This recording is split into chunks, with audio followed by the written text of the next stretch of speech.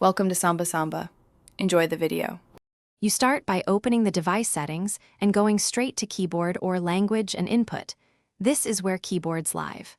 Tap Add or Manage Keyboards and select the built-in Emoji keyboard or a reputable third-party keyboard that lists emoji support.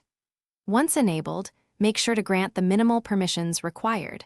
Only allow full access if you trust the developer. Doing this first ensures the emoji layout appears in your input selector, so you can switch instantly when typing. Once done enabling, you switch keyboards using the globe or keyboard icon on your current keyboard. Tap or long press to pick the emoji layout. You can customize order and settings so the emoji keyboard appears earlier. Reorder or remove other keyboards to reduce taps.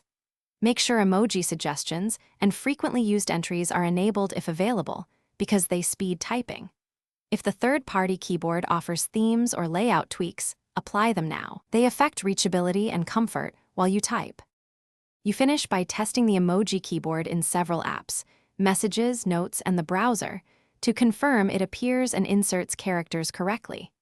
If the keyboard doesn't show, force close the app or reboot the device, then try switching again. Often a restart fixes temporary input conflicts. If problems persist, revisit keyboard permissions, toggle the keyboard off and on, or reinstall the keyboard app. These steps resolve corrupted installs or permission blocks, so you reliably get emoji in. Thanks for watching. Consider subscribing if we helped you.